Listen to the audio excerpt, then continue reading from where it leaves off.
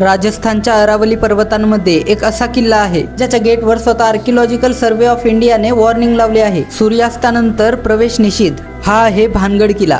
भारतातील सर्वात हॉन्टेड जागा म्हणून ओळखला जाणारा किल्ला. लोक म्हणतात रात्री इथे महिलांच्या रडण्याचा आवाज येतो, पायातल्यांचे आवाज ऐकू येतात आणि जो रात्री इथे थांबतो तो जिवंत परत येत नाही. भानगडची सुरुवात 1573 मध्ये झाली. आमेरचे राजा भगवान दास यांनी आपल्या मुलासाठी हा भव्य शहर किल्ला बांधला. एकेकाळी इथे 9000पेक्षा जास्त घरे होती, बाजार होते, मंदिरे होती आणि 7 मजली राजवाडाही होता. पण आज फक्त खंडहर उरले आहेत. सगळ्यात विचित्र गोष्ट म्हणजे इथल्या कोणत्याही घराला छप्पर नाही. यामागे 2 प्रसिद्ध कथा सांगितल्या जातात. पहिली बाबा बालूनाथ नावाच्या साधूचा श्राप आणि दुसरी तांत्रिक सिंघिया आणि राजकुमारी रत्नावतीची कथा. म्हटलं जातं सिंघियाने काळ्या जादूने राजकुमारीला वश करण्याचा प्रयत्न केला, पण योजना उलटी पडली आणि मरताना त्याने संपूर्ण भानगडला श्राप दिला. पण खरी गोष्ट आणखी धक्कादायक आहे. इतिहासात राजकुमारी रत्नावती किंवा सिंघियाचा कोणताही पुरावा सापडत नाही, ना शिलालेख ना दस्तऐवज. म्हणजे या कथा फक्त लोककथा असण्याची शक्यता जास्त आहे. मग लोकांना तिथे भुताटकी का जाणवते?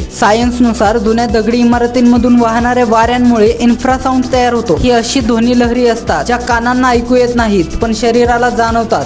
यामुळे भीती, अस्वस्थता आणि कोणीतरी जवळ असल्याची भावना निर्माण होऊ शकते. याशिवाय अंधार, शांतता आणि आधीपासून मनात बसलेली भीती आपल्या मेंदूला साध्या सावल्याही भूतासारखी दाखवते. आर्किओलॉजिकल सर्वे ऑफ इंडियाने सुद्धा स्पष्ट सांगितलं आहे, भानगड हॉन्टेड नाही. रात्री बंदी फक्त सुरक्षिततेसाठी आहे, कारण आसपास जंगल, हायना, बिबटे आणि पडणाऱ्या भिंतींचा धोका असू शकतो. आणि भानगड खरं तर श्रापामुळे नाही, युद्ध, राजकीय पतन आणि 1783च्या भयंकर दुष्काळामुळे